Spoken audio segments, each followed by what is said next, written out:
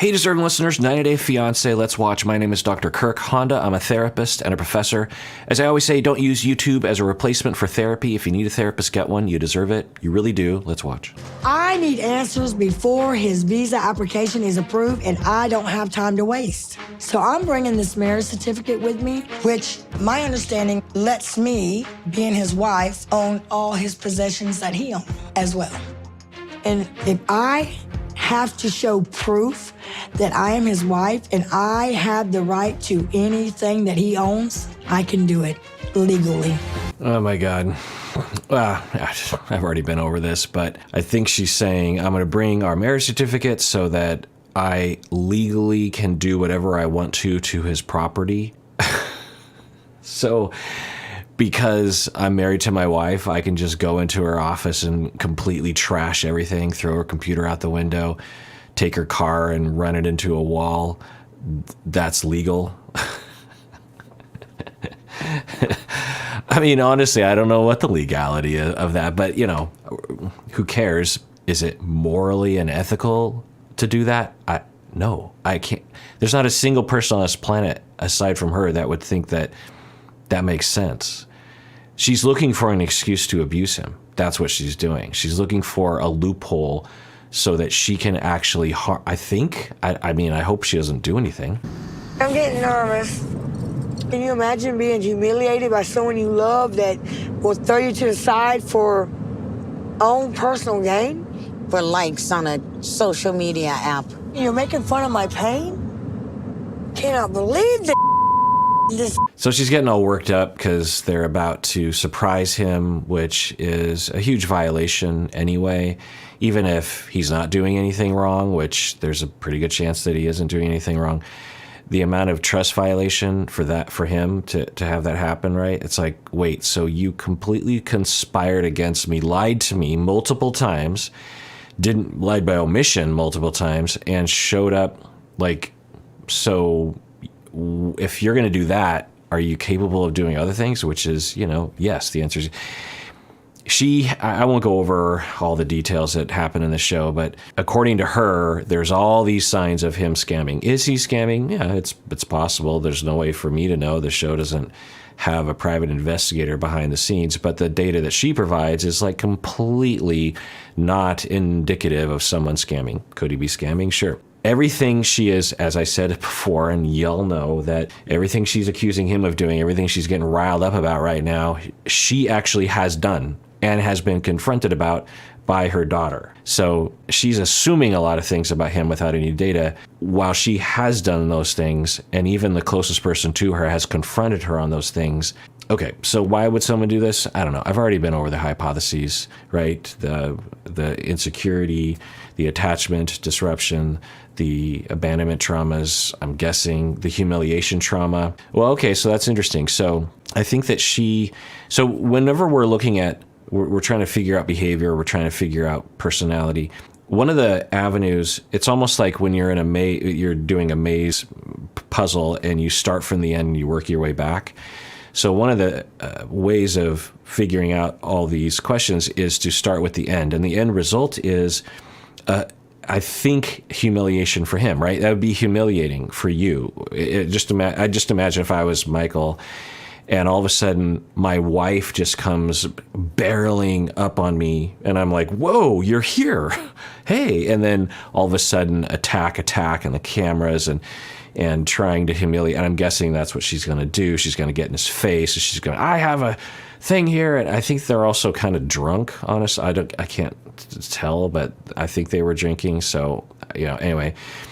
And she is trying, or at least the unconscious desire is to humiliate, to put him down, to make him feel small, to get a crowd around, and then she believes she's, now of course it's backfiring every time she humiliates herself. She exposes herself on camera. She thinks she's humiliating him, but of course that's not what's happening. And that's the you know, self-fulfilling prophecy of these kinds of schemas and defenses against them, is that our, you know, intense, severe defenses against trying to avoid being humiliated yet again might actually result in us humiliating ourselves again. So if we work our way from the end of just like, okay, humiliation, and then we go backwards, we eventually get to a place of she feels humiliated when they're apart for 2 years and he isn't in this constant state of appeasing her. Then, and I wonder if the Instagram thing, have I talked about this? But I feel like this is the first time I thought about it. But for him to be on Instagram, it might not even be that she thinks he's actually flirting, but she might believe that it might look like he's flirting, and women are commenting and the whole world is watching, and because she can't control that, she wants to shut it down, but she actually feels humiliated on the inside. I mean, there's so much humiliation trauma theme in her story that I wonder if that, because she seems particularly tweaked by him being on Instagram, right? It's not that they've been apart for 2 years. It's that. And there's, no data that he's actually doing anything with these women. So I wonder if that's what it is. And then with the humiliation, it's like it's happening again. It's happening. Okay, I'm going to humiliate him. At no point is she actually thinking, I want to leave him or I want to stay with him, because whenever she does these things, she doesn't actually leave him. If you saw this behavior, it'd be like, well, clearly it's over. She hates him. I mean, the way she talks about him, she hates this man. This is the way people talk when they're absolutely done. But it might just be that she's locked, on the sole purpose of trying to humiliate him as a way of trying to work out her own humiliation issues. I mean, I've seen things like that before. It's hard for me to know. At the very least, massive relational traumas and insecurity from herself. And then she gets triggered and she gets worried and then she gets distorted and then she's off to the races, which is what's happening right now. And I feel bad for the friend because I think the friend kind of knows, like, I think there's a little bit of So I think the friend's like trying to be a good friend while also not going along with it entirely. He did? What'd he say? Laughing out loud, shaking my head again. Ah, Lord. Well, one good thing is we know he's awake. Like, y'all hush, hush, hush. You're not calling him, are you? Hush, hush, hush.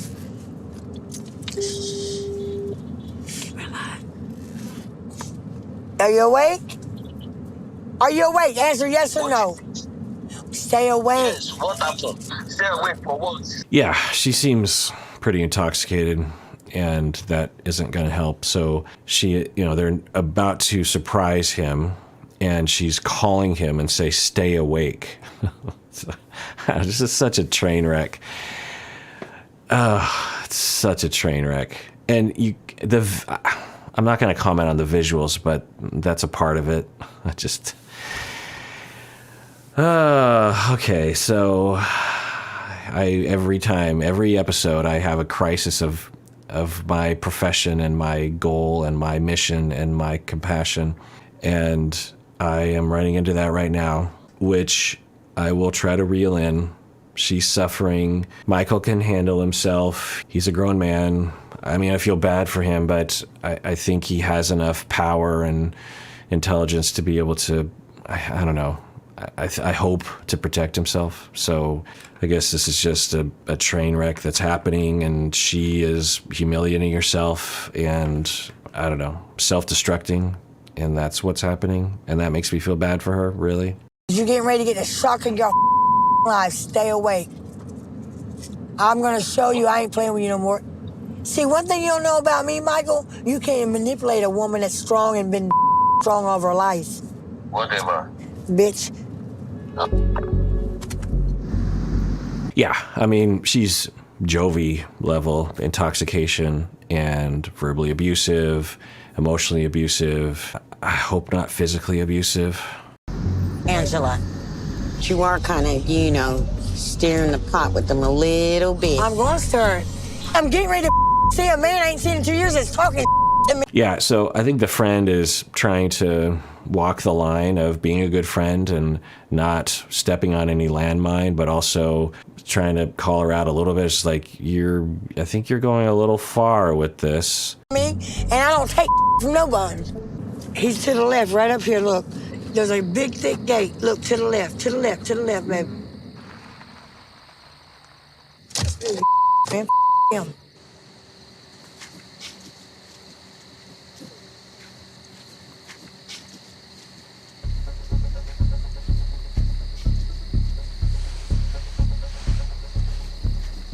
I mean, this is what children do, high schoolers, middle schoolers, right?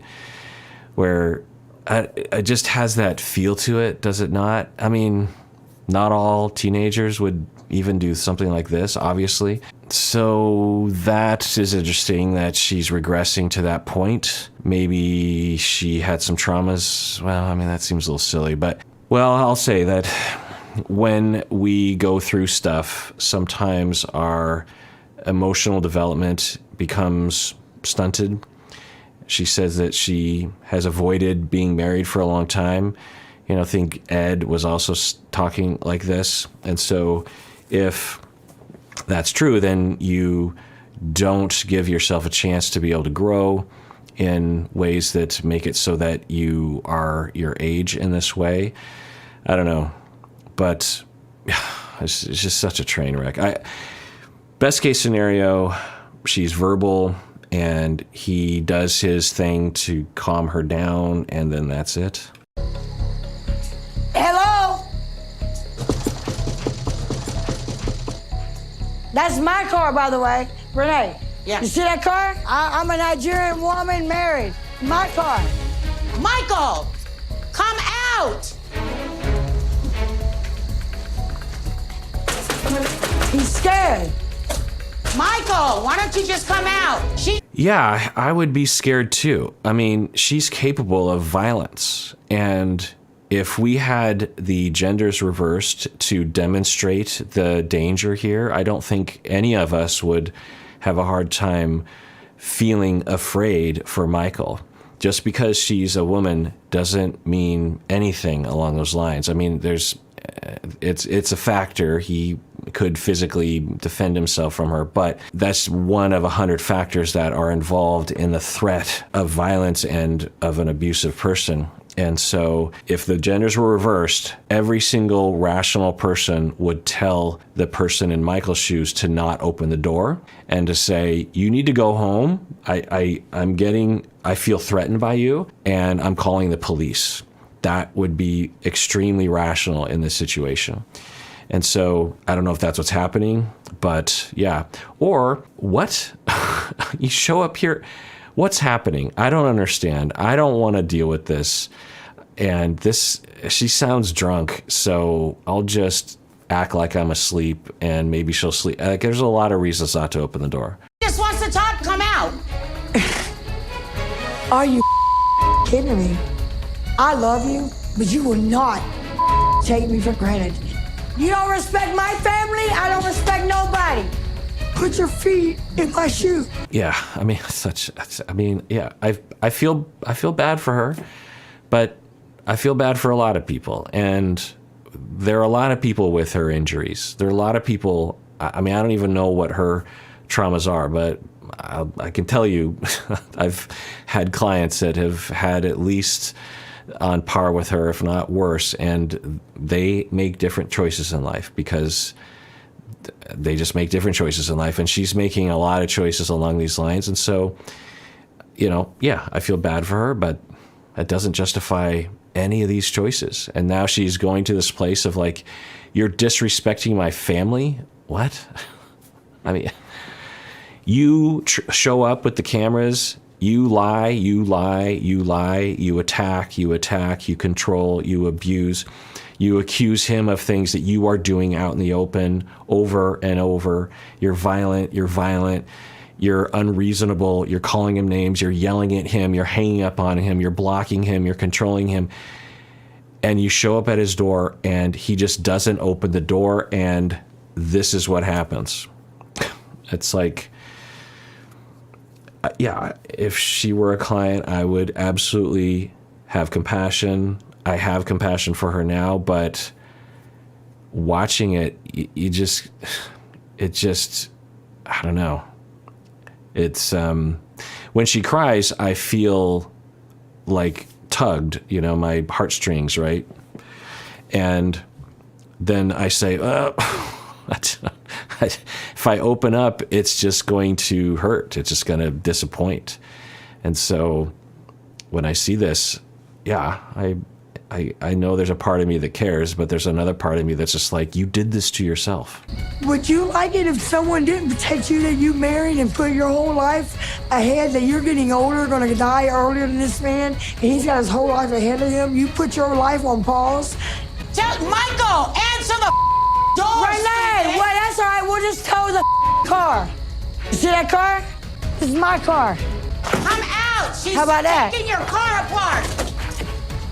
My car. Michael, come on, Michael. That's what abusive people do. If you will not give in to the power, then they will attack your things. They might attack other people. If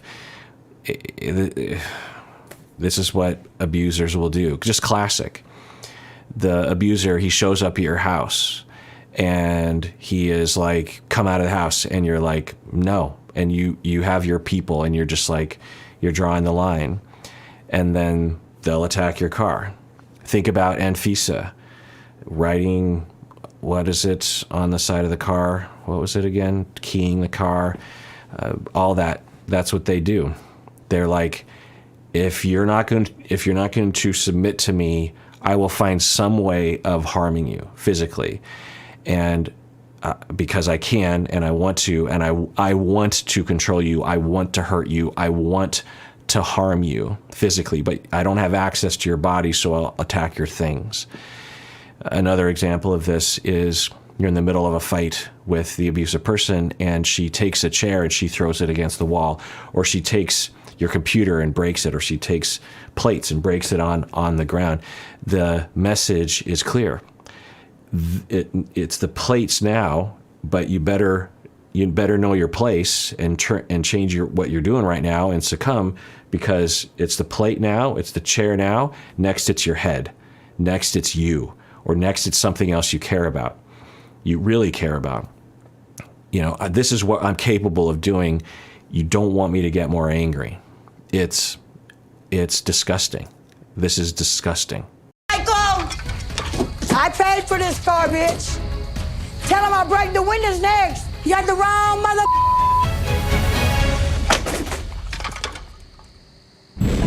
Yeah. Your things are my things. Yeah. She was planning to do this because and before she even left the state, she was already talking about her right to do. So if they're married, does that mean he can do whatever he wants to her things? Can he just take her cell phone and throw it into the lake? Is that how these things work? So yeah, I guess we'll have to wait till next time to find out what happens. But yeah, it's disgusting. I'm disgusted for everyone who's been involved in this before. I don't know what's happening here. The whole thing could be scripted, but I know what happens in real life. And some of you have been through that. Some of you have committed those behaviors. You'll even email in or comment below, and you'll admit to it. You've recovered and you're better now. But even for yourself, you can look back, and don't shame yourself and hate yourself, but you could look back at behavior, even maybe you did last week, and say like, ungood of me. That was not okay. That was bad and disgusting, really. I don't want to shame myself, but I now know that that's not okay. And yeah, there are, in my book, behaviors and crimes or transgressions that people can commit that are pretty lightweight, right? Like, I don't know, breaking into a car and stealing a stereo or something, like that's not good. It's violating it. And for some people it can be really violating and traumatic. But for the most part, on the scale of things, I would put this kind of behavior higher, because this is destroying to your psychology. It destroys your trust.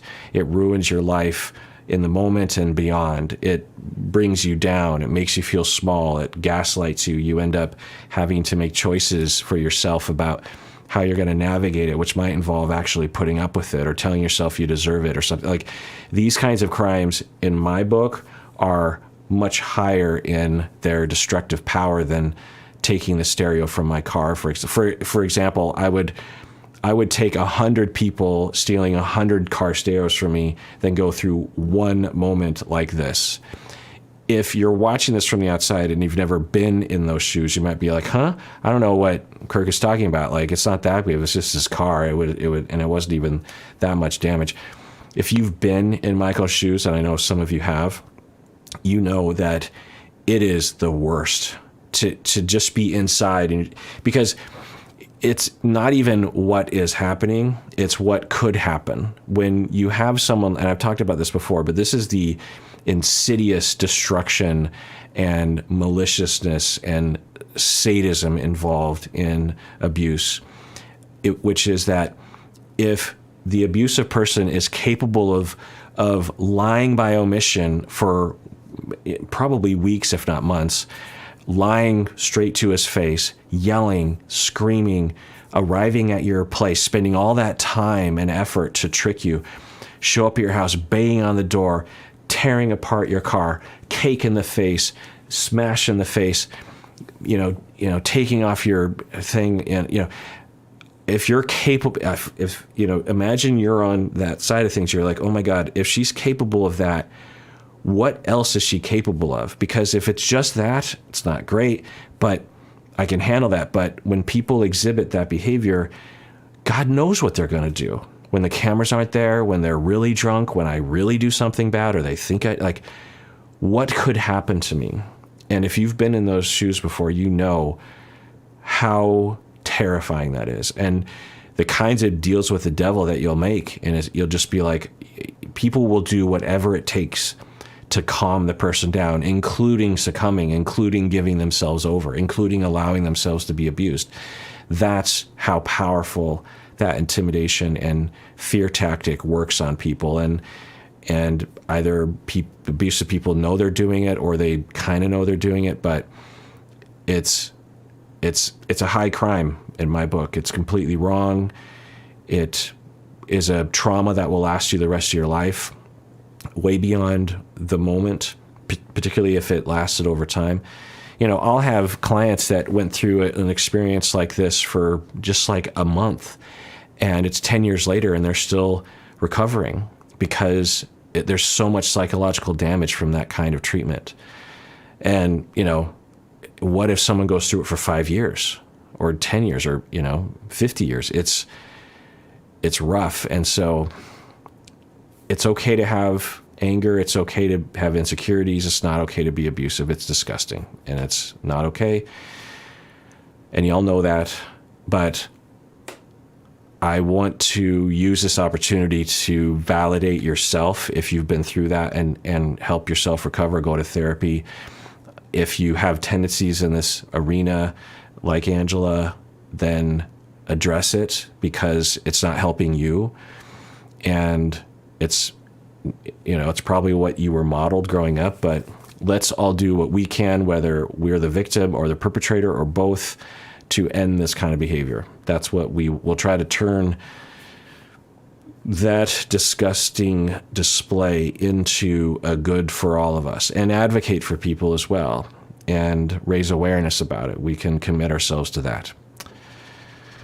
And everyone out there, please take care of yourself. I mean, I probably have to do some self-care tonight for myself. I'm probably going to have nightmares. It's almost midnight, and I'm probably going to have nightmares about this, which I guess is my subconscious trying to work some stuff out, which I guess is a form of self-care. Anyway, take care of yourself, because you deserve it. You really, really do.